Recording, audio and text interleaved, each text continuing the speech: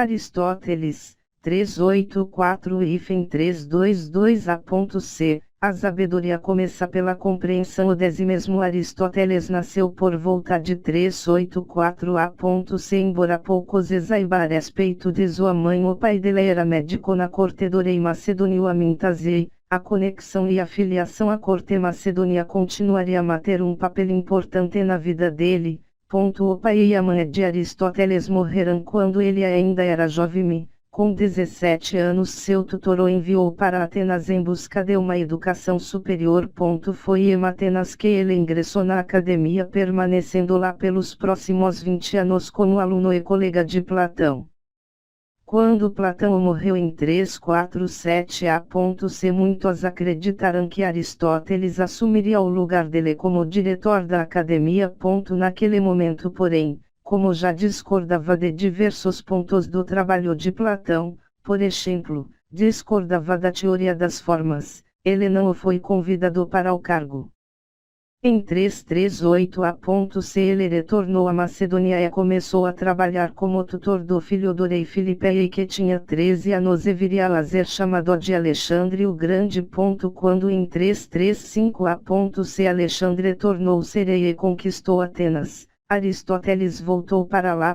A Academia de Platão, agora dirigida por Xenócrates, continuava a ser a maior escola da cidade e Aristóteles decidiu criar a sua, que denominou Liceu. Com a morte de Alexandre o Grande em 323 a.c. o governo foi derrubado e cresceu o sentimento antimacedônio. Enfrentando acusações de impiedade, Aristóteles fugiu para Atenas a fim de evitar ser perseguido e permaneceu na ilha de Euboea até sua morte em 322 a.C. Lógica. Embora Aristóteles tenha dado foco a muitos e diversos temas, uma de suas contribuições mais significativas para o mundo da filosofia e do pensamento ocidental foi a criação da lógica. Para ele, o processo de aprendizado se estabelece em três categorias distintas: teoria, prática e produção. A lógica, porém, não pertence a nenhuma dessas categorias.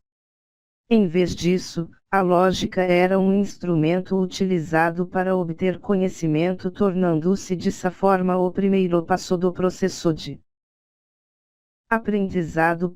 A lógica nos capacita a descobrir erros e estabelecer verdades. Em seu texto Analíticos Anteriores, Aristóteles introduz a noção de silogismo, que revelou uma das mais importantes contribuições no campo da lógica. O silogismo é um tipo de raciocínio em que a conclusão pode ser deduzida com base em uma série de premissas e suposições específicas.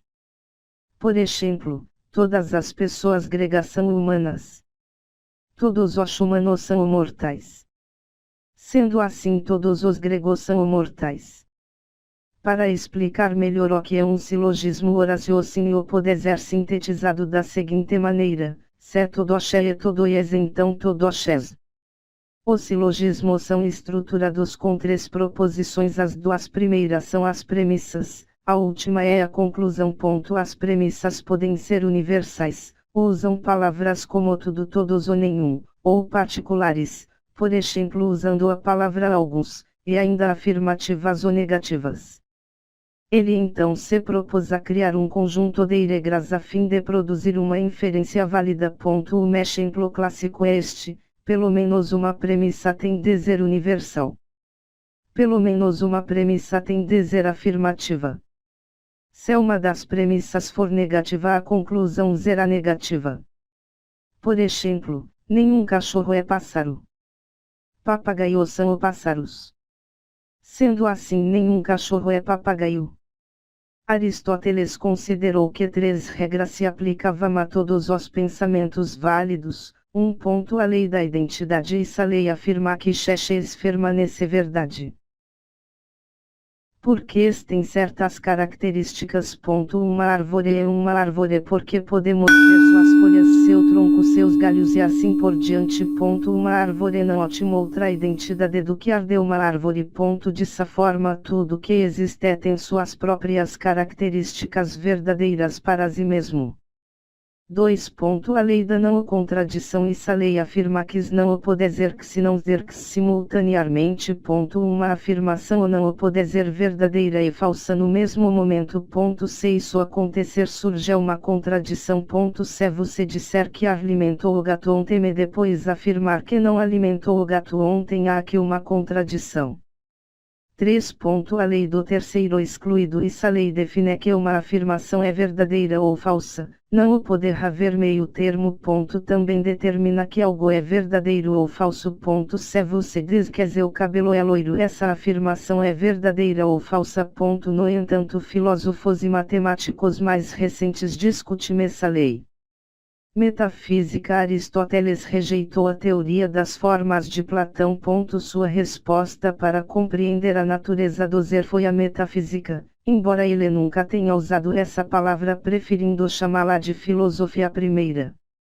Enquanto Platão via diferença entre o mundo inteligível, feito de pensamentos e ideias, e o mundo sensível, feito do que está visível, e considerava que o mundo inteligível era a única forma verdadeira de realidade, Aristóteles achava que separar os dois mundos removia deles todo o significado.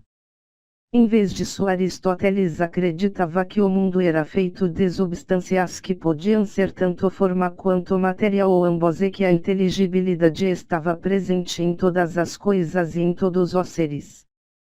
A metafísica de Aristóteles é composta por 14 livros que mais tarde foram agrupados pelos editores. É considerada um dos melhores trabalhos já produzidos no campo da filosofia.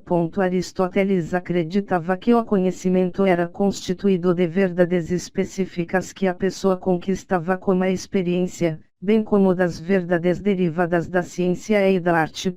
A sabedoria é em oposição ao conhecimento e é quando a pessoa compreende os princípios fundamentais que governam todas as coisas, essas são as verdades mais gerais, e então transporta essa informação para a especialização científica.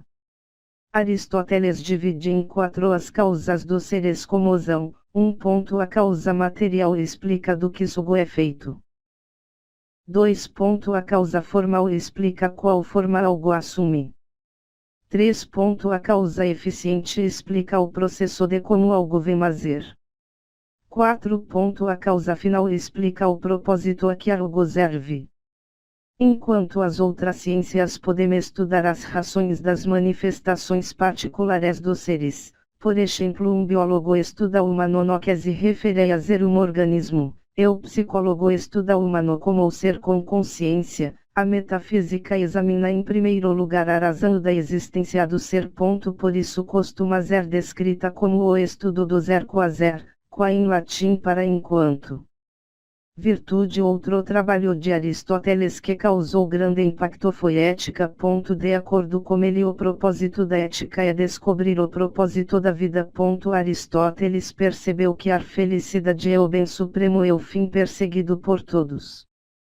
Segundo ele, as pessoas buscam as boas coisas como objetivo de atingir a felicidade e o meio para atingi-la, e portanto o propósito da vida é a virtude.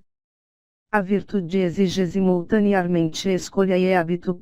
Ao contrário de outros meios para obter a felicidade como a prazer ou honra, como a virtude, quando um indivíduo toma a decisão, ela deriva de uma disposição pessoal que é determinada pelas escolhas anteriores dessa pessoa. Uma escolha virtuosa é então o meio termo entre dois extremos. Entre agir com indiferença e frieza em relação a alguém e ser exageradamente subserviente ou atencioso, a escolha virtuosa é a afabilidade. Para Aristóteles, a felicidade suprema é viver em contemplação intelectual e utilizar a razão, que é o que separa os humanos dos animais, na mais alta forma de virtude. No entanto, para que alguém atinja esse nível de virtude é preciso um ambiente social adequado, o que só pode ser alcançado como governo adequado.